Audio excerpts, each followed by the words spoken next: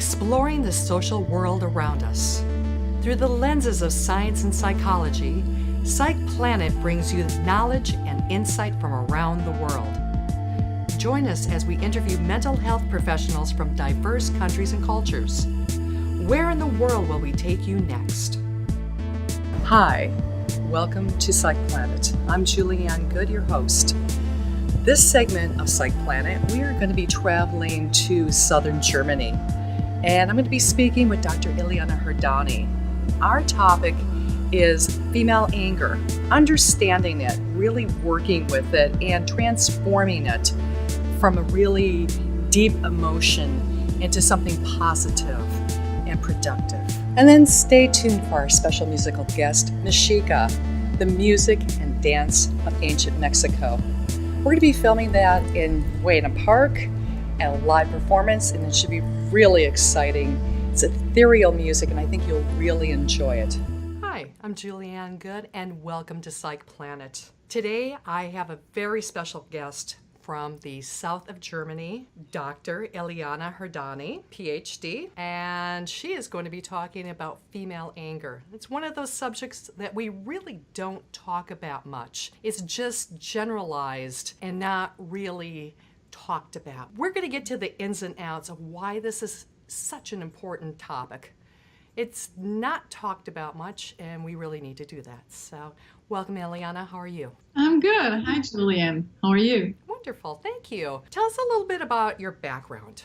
Okay. I just got my PhD, but before that, and thank you. With that, I am a licensed clinical professional counselor. I'm licensed in Maryland and Texas as well. Currently, I work with the military. My husband is active duty, so we are stationed here in Germany and I work as a counselor with the military, the active duty, and their families. You must be very busy with that. Very busy, yes. Very busy, but it's very fulfilling too. Yeah. Tell us about how you got into researching and speaking about female anger, because you did present this at a conference, correct? Yes, I did present that at a conference in 2017.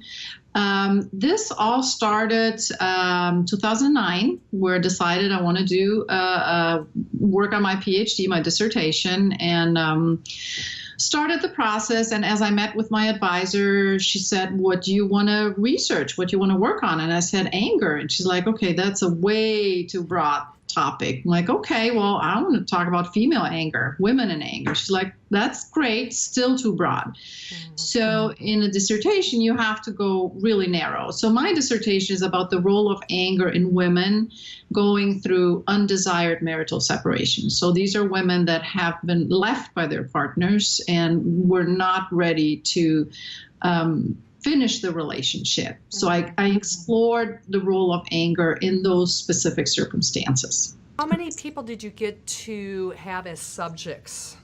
I had about 100 responses, but I could use kind of half of that, which is very typical in research. Sometimes people don't respond correctly. Some responses don't apply, so you weed that out. So I had about 52 good answers that I could use. And I developed my own questionnaire for that. So what is your definition of female anger? That's a perfect question. I'm working on it. That is my goal, to really find the definition, find a blueprint for female anger, because for so many years, women have been socialized to not show anger, to suppress it, to deny it, to maybe express it in indirect forms, crying sometimes. When a woman cries, she might be really angry. And these were all forms that society allowed women to express their anger, but not really. And men in general have been socialized to show their anger, and it's okay, and it's actually very masculine. So there is no good print for women to express anger. They either deny it, or if they try to express it like a man, they don't get heard. They get labeled as crazy, lunatic, insane, and they don't get their message across. So I'm on a quest of actually finding that answer to your question. Oh, that should be interesting. But you're right. I mean, we have been socialized as women to express our anger differently, and sometimes it has not come off as being culturally appropriate. Yes. We have been labeled. And sometimes it just does not come out the way that we intend it to come out. Instead of communicating clearly about it, or having some kind of protocol before we have the crying or the yelling, or what is typical of women behaving when they're angry. Would you agree? I agree. And think about this. Men have years and years of practicing anger. They practice being angry, and they get it. When a guy gets angry at another guy, they kind of know how far this might go. I mean, sometimes it goes too far, but in general it is, we're angry, we're going to beat each other up, get upset, and then we're good. Mm-hmm. We don't have a way of doing. Women are nurturers. Women are relationship builders. So what gets in the way too is women are afraid of, when they show their anger, that the relationship is going to be broken. That if I'm angry at you, and I'll let you know that you're not going to like me anymore, and then we're not going to be friends anymore. So I'd rather not. But then it stays in there. Right. So they either push it down, as you said before, deny it, or express it in ways that other people are going to misperceive as to exactly what they were trying to state. Exactly. So it can really get muddled. It gets very muddled, and it can have even physical consequences. There is research out there that is linked, like depression. Depression is linked to anger, suppressed anger, because there's this anger in itself has energy, and then you have to bring up extra energy to keep that anger down. No wonder your system gets depleted. Mm-hmm, exactly. Other chronic illnesses, cardiovascular issues that are linked to suppressed anger. Right. Yeah, I have a good story, just a really personal here. I had a couple of really pretty serious situations happen last week on top of each other. And so I was like asking myself, what am I going to do with this anger? My natural tendency is to deny it and, like you said, push it down and maybe overeat or overdo something, right? We end up going into some sort of quasi-addiction behavior. Because this feels good, I need to nurture for a minute here. Yeah. So it took me actually several days to figure out what I was going to do with these situations.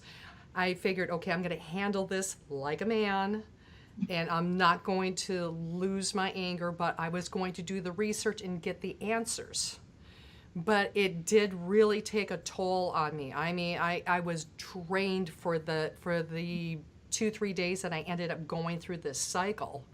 Mm-hmm. So that's the way that I still work through anger issues. I mean, and it's interesting, no matter how much intelligence or knowledge or anything we have underneath us, it's still a very primal behavior and primal feeling and strong. And so many people just don't know what to do with this barrage of energy coming up. Yes. Yes, absolutely. And if we talk about not only female anger, but anger in itself, anger usually comes up when we feel something is not right, not fair, whatever fair is to us, when we've been hurt or in some shape or form. And anger is not a bad emotion. It's just an emotion. And that's the message of anger. Anger is saying, hey, something is wrong, something is not right. Look at it.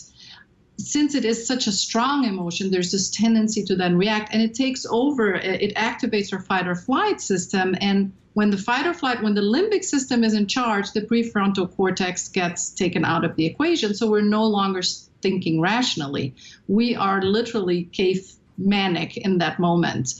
So being able to, in the midst of anger, to notice that and say, got it, let me see what the message is, what happened, and get the message, and then also devise a plan of action on how to deal with the issue at hand takes a lot of effort and practice. It does, especially if you are used to expressing anger within your family of origin. As a Yes. child, everybody has different households that they grow up in, right? Some Yes. households are, we're not going to talk about this, or we're going to just deny that we're angry at anything. Some households are, let's just have explosive anger and start throwing things. So you have this wide degree of, when you're growing up, what do you do with this anger? Because it's part of life. You can't deny it. But are you going to be acting impulsively when you are angry? And a lot of people do, and that's where they get into trouble, right? Yeah, absolutely. It really is where they get into trouble. And you're touching on modeling, role modeling. And back to that female anger portion, very few of us had a mother at this stage that modeled anger perfectly. Because our mothers are products of our grandmothers, or, so forth. So that role modeling at home is paramount to how we're going to handle ourselves in the midst of anger. Yeah. And when you think that you're not like your mother, when you get into the sticky situations, you will be challenged as to, this is the way that my mother reacted, and all of a sudden this is the way that I'm reacting too, and whoops. It takes a conscious effort. One wonderful researcher, she passed away unfortunately, but I stand on her shoulders. Her name is Teresa Bernardes Bonesati.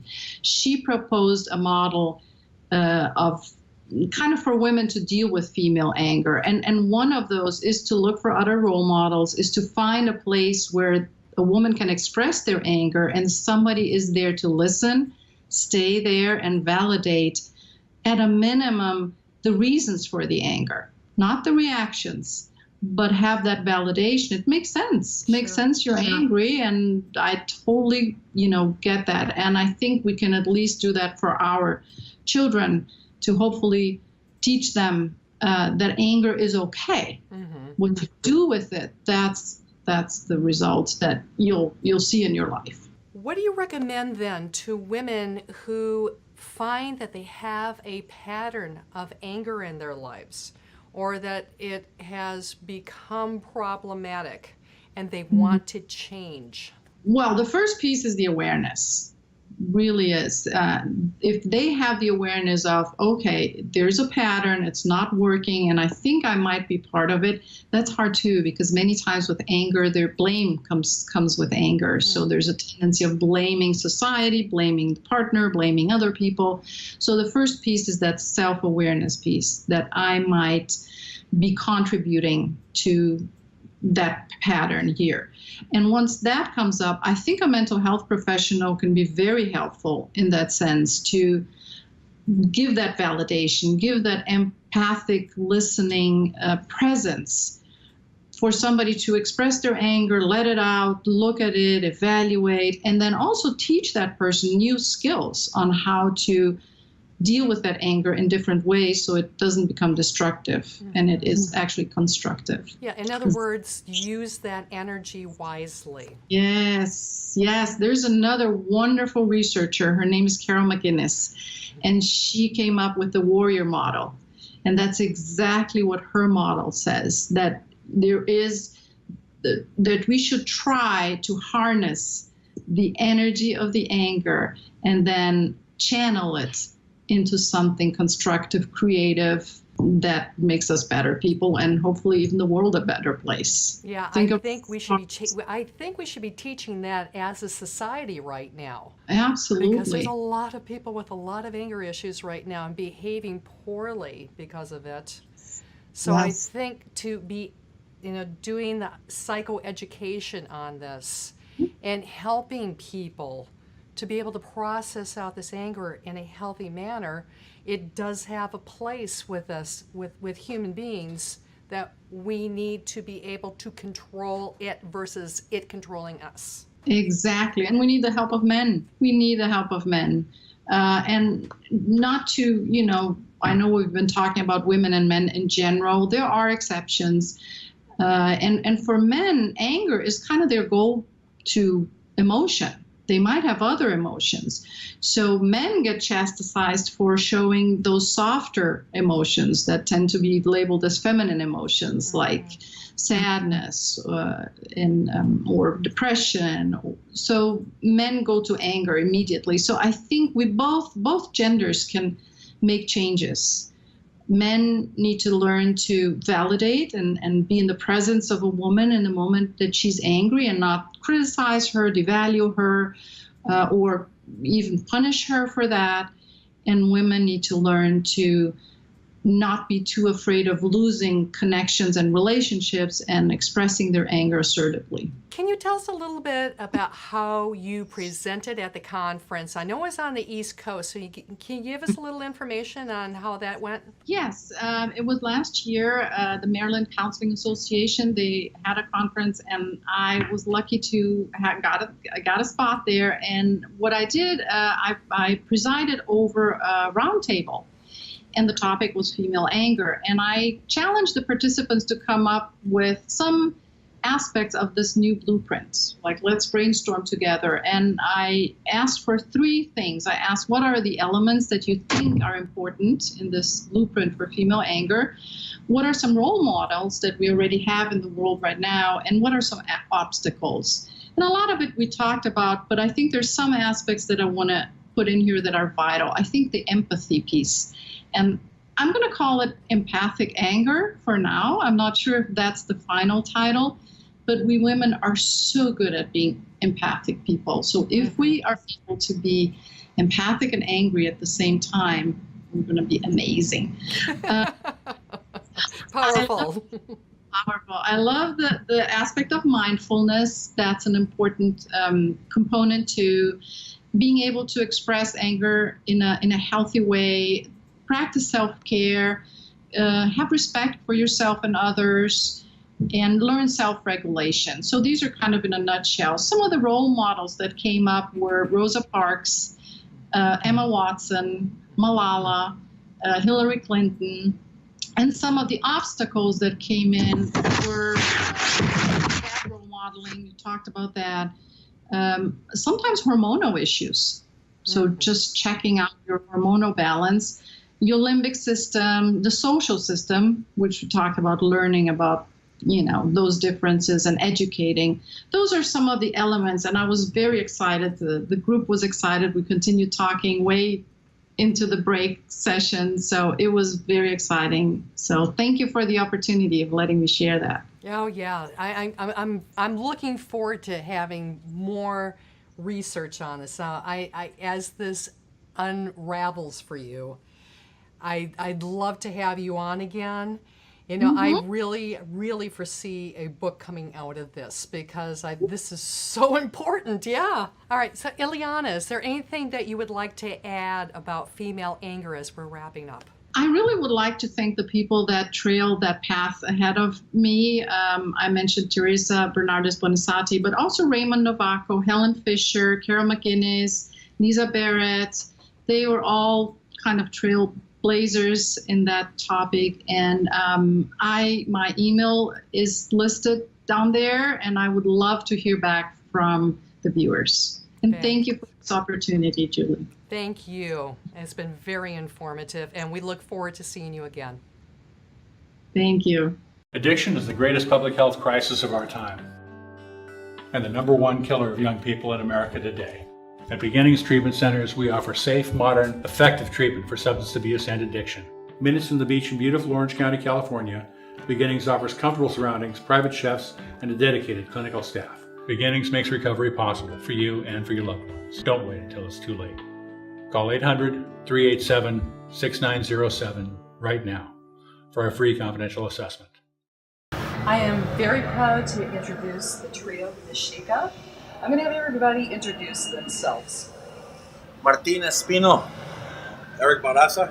Asayo Segura. So gentlemen, I hear that you have been together since 1998. Can you give us a little bit of the history of how you got together? Well, it's convoluted because it began with actually different people, but this is the longest standing, absolute best I started with MEXIKA and Martin in 2000. In 2000, that's when it was. Yeah, that's in 2000. My son was born that year, and so There you go. I left for a little while, and that's when Nazar came in. Well, I know Nazar for even longer than that because we started as dancers, learning our culture and playing music. He was a percussion. He was one of my percussion teachers as an Aztec drummer. I already knew percussion as other forms of drumming and stuff. So then when we got to Martin, it was really like really inspirational and real powerful, spiritual. Yeah, I started the Aztec dancing from my parents back in 1981. So Okay. 81 from now, it's roughly 37 years now, and it's a culture, it's a family tradition, as well as not the dancing, but the instruments that you've been hearing from what we play as the trio, and hooking up together, in this case, playing the harmony that we do for everybody to hear. It's really nice because it's a healing music for however you feel comfortable that you can receive. Mm-hmm. But it's really powerful that what we put on the table that everybody receives in that way. A lot of people like the sounds of the music, and I have seen a lot of our audience close their eyes and just Zone out. take off. That's The great. take off. It's really that's the inspiration we have. We have a big inspiration, but the more inspiration is people that are listening to the music. So you feel real connections with your audience. It's not like we're playing for you. Here's, you're going to just be texting or whatever while we're playing. You can see that connection. And actually, the music is very, like you said, the healing process. It's a very spiritual thing, and the music is universal. Mm-hmm. The music that we play is all natural instruments coming from Mother Earth, and when you play with that, you feel the vibration of everybody's ear. You feed off everyone's vibration, and so with that, comes the healing process. It's not just music. You're not just hearing it. You're feeling it. And we already know that when we get on stage, there's going to be a whole bunch of people going, "Whoa, I feel something." We've had that experience over and over and over again, and whether it's been separate or together, but especially as the group, because nobody gets to hear these instruments together. The instruments have been pretty hard to get, and then if you get them, then are you playing them with something backed in research, or are you just playing them? Because anybody can play anything, But luckily, I got the three of us here. We have enough background in what we believe the music sounded like, or what we researched about it, and we're able to relay that on stage. And it also makes us do one more thing that's really cool. It lets us improvise. So we can, and a lot of the people that do the Aztec dance or the drummings, they only play the rhythms, and that's what they're taught. Kind of like to memorize only that, and they're pretty much most of them unable to really improvise within the beat properly. When you know that you really know your craft, if you're with it, you're able to stay within that framework, yet able to improvise within it. Yeah, Because that's the fun part. exactly, then you can enjoy the performance also, and you're not locked into, okay, this is, we're doing this set at this time, and it has to be 5 minutes and 30 seconds, and then we need to cut off. At some point, Yes, right? yes. You get to also feel the healing vibrations of what you're doing. Yeah. I think that's important. It's very important. The improvising of the music we do, and there are a few times where we have went up on the stage and we looked at each other and go, you know what, let's do what we do and let it come from here. Mm-hmm. Sometimes those are the best shows. Oh, I bet. Those are the best shows, and it's a good healing at that. They're truly from the heart. Yes. That's the whole thing. And then the audience can really feel that. Can you talk a little bit about the instrumentation? Because, Martine, I know that you create your own instruments, or many of them. Yeah, basically the instruments we have are what every high culture has. We have 4 instruments all over the world: voice, string instruments, wind instruments that you blow into, and percussion. We have the same thing because we're part of one of the high cultures, right? And so in Mexico, we had some 150 languages that were existing at the time of the invasion, and now there's something like, I think it's 53. Wow. And so there's the voices, right? And then number two, the string instrument is really only one string instrument. It's the hunting bow, and I brought it today. And we just didn't care to somehow develop it any further. It stayed. There's no guitars, there's no harps, there's no resonating bidding bows. It's the bow sitting on a big empty gourd, like a Brazilian bidding bow, but huge. Mm-hmm. And these bows could reach 9, 10, 11 feet long, and the gourds are this big around, or little ones. So we don't have that today, just about the bow. And then number three, the wind instruments, and number four, the percussion instruments were highly developed. Mm-hmm. There's tons of different kinds of winds. It's not just flutes, it's flutes, whistles, ocarinas, which are round flutes or vessel flutes, conch shells, and we did have panpipes in those days, except we made them out of clay.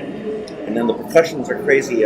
Water drums, which you don't have today, stone xylophones, log drums like the Hawaiian toeres, things like that. That's what we play. Wonderful. All the instruments too are dedicated to the elements. We play everything to the elements out of respect. What's been here before us and going to be here after us. What gives us life. There's 4 elements. There's 4 basic elements that keeps everyone here steady and basic. We live by those elements. If you don't know, you know now. Mm-hmm. But yeah, we always have a lot of respect for that. We have to. That's beautiful, and it brings in elements that we forget about in modern day living, especially in Southern California, where we're so busy we forget about nature sometimes. So We're it's very beautiful. cut off from it, Yeah. That's where the energy comes in. We send out positive energy and we get positive feedback. We're always a duality. Whatever positive or negative is what we give out energy. Yes. Excellent. We are really looking forward to your performance. Thank you, gentlemen. Thank you. Thank you. Thank you, great. Is there anything else that you guys want to add to that? Because I also we have a practice on Tuesdays in Montecito Park from 7 to 8:30. We teach Aztec drumming and dancing. We teach the steps. You need to tell me about it. I want to sit We down teach on the steps. that. We tell you why we do the steps. Everything's dedicated to the elements, to the warriors, to the past, to the children, to the elders. So we teach the history, teach the language, teach all kinds of stuff. And it's not just to Mexicans, it's for everybody. The Creator put this dance here for a reason. It's medicine. It's not just, it's only close to Mexicans. No, it's for everybody. It's universal medicine, healing process. So That door is open. it's open to anybody. It's open to anybody. Excellent. There is no race or color. That's an open door to walk into. So. That's what I love about music, right? It breaks down so many barriers. Yeah, exactly. It's incredible. And we also do educational things. Like I do a lot of things on my own in schools, but I try to get the guys to come in whenever we can, and we'll do like interactive things where we play with the audience, or we'll bring today we're not doing that, but sometimes we'll bring a whole bunch of extra instruments. We'll have 10 extra, 20 extra drummers out there playing with us. We're going to go to Michigan. Know about that? Yeah, we're going to be in Michigan on September 20th to the 22nd at the Tulipanes Festival. And Mexica's been up there in that form, in that place for probably 10, 12 years, every other year. But now we're back again with the guys and with dancers too. Yeah. And there you go. Yeah, well, there's going to be a contact for you at the end of the show. So, make sure that you have the website on there and that anybody can sit there and contact and see your schedule, because you're pretty scheduled up for this month, aren't you? Yeah, well, we got to get more with us. So yeah, I want to hire you for a lot more. Right? Yeah, we're for hire. All right.